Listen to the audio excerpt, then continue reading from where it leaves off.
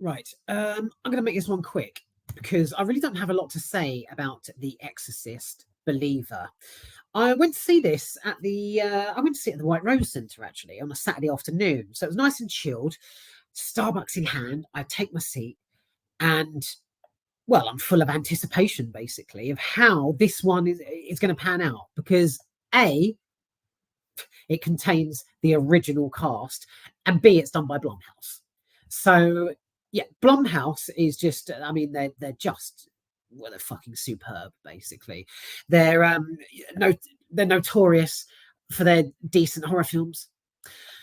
This, however, seems to have got scathing reviews online.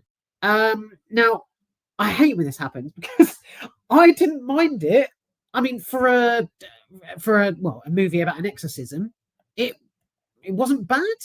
It was all right. There were one or two slightly shite bits, but I was more sort of won over by the return of Linda Blair and Ellen Burstyn together. So, warning: this, although I've already spoiled it, this review may contain spoilers. So, yeah, like I say, it's received appalling reviews, but I loved having Regan and Chris reunite. It was just gold. It's the oh, how do I tell you this without spoiling completely spoiling it? Oh, fuck it. Right, there's a scene basically where Chris is in hospital and the door opens and she can't see who it is, but she's like, who's there, who's there, but when you hear someone's like sort of say, hey mama, it's like, oh my god, it's just epic, pure epic, having the pair of them back for this film. So yeah, it was great. I really enjoyed that. The so I've got like random, a bit sporadic points to make about this film, so bear with us.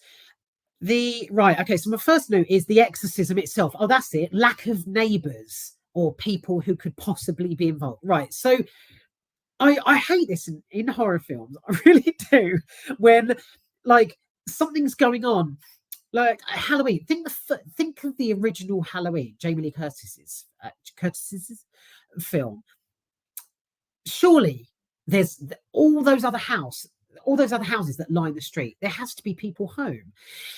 Halloween sort of, it's very isolating. So Laurie Strode, it sort of, the walls close in on her and it puts her on the spot. She's by herself. She's on her own.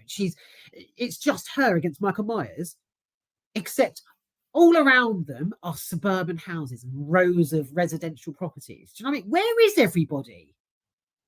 That's what it was like in here. Like in The Exorcist, Believer. So the exorcism itself takes place in the family's lounge, but it's just like any other social gathering. It's really weird. I'm a stickler for, like, where are the neighbours, but this is like this is something else. It's basically the parents invite just a few people round to sort of help or witness the exorcism. But side note, no one gets their phones out. No one thinks to get footage of what's happening. Just side note there. And yeah, it's proper, like the girls are levitating and the bright lights come from somewhere. I don't know. Maybe they've got bulbs in their dresses or something, in their nighties. I don't know. Yeah, so it's worth the watch. It's very quick though. It's over before you know it. So with this film, there's a heck of a lot of build up. I mean, even from the opening scene, it just hurtles and hurtles towards this, where they suddenly pull a few friends in, pop the corks, exercise the girls, done. That's it. It's like it all culminates in a really sort of quick roundup. It's almost as if the producers and directors were like, let's get this show on the road. Okay, let's finish this fucking show. So right. So at the beginning of the film, it's quite. I mean, I was intrigued from that, because you've got this couple in a different country. They're on holiday, and something happens to the woman. the man is sort of left on his own, and he has to look after their kid and bring her up, basically. So it's it's quite intriguing. So it opens the film nicely, great. The performances throughout are solid oak. They are absolutely solid. So not one person sort of delivers a line in a feeble manner, apart from maybe the the priest. Sorry, I'll fit in with Americans. The priest towards the end is a little bit of a one, but it's the two girls. So yeah, you've got the beginning that was quite intriguing. Then you've got Angela, Catherine and Angela, played by Olivia O'Neill and Lydia Dewitt. They're introduced, and it all kicks off. So one of them suggests they go into the woods, I think, and they toddle off, get lost in the woods for a few days. Police search goes off. The parents are like distraught. And then the girls come back. And it's when they return, the hospital scenes really, it put me really on edge, because there's a scene where I think one of the girls, actually, no, not one of them, both of them. So they're sort of work in sync.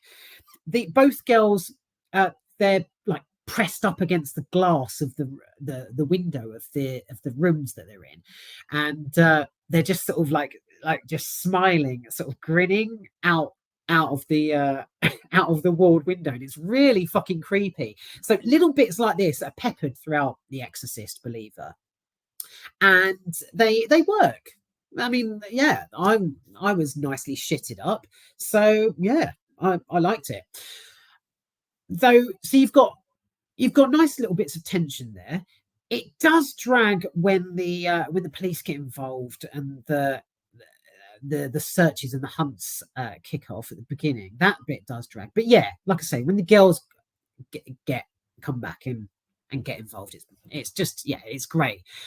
I was really surprised by the two little actresses. Their performances are impeccable. They're faultless, basically.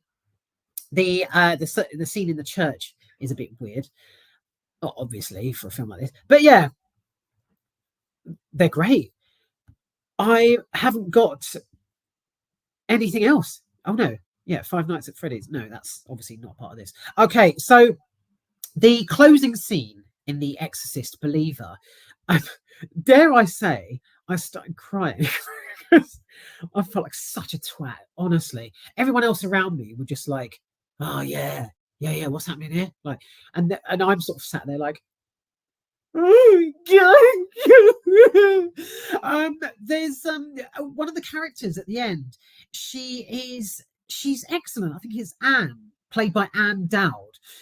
She has a really, it's like a really sort of, what do you call it?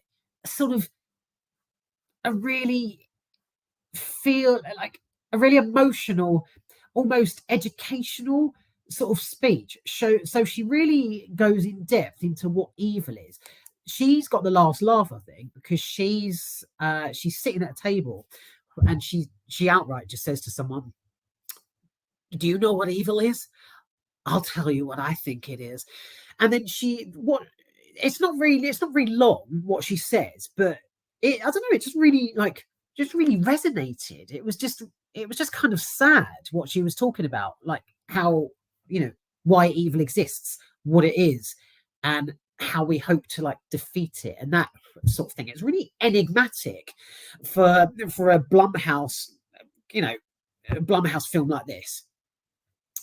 But yeah, Anne Dowd's speech at the end, well, it wet me, basically. So yeah, that's The Exorcist Believer.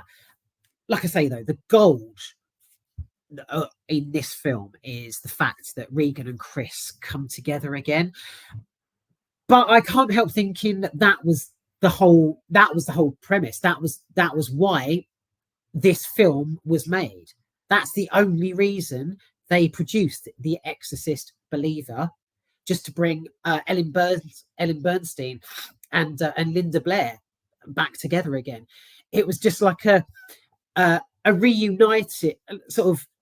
reuniting of two actresses with the whole sort of facade of a film.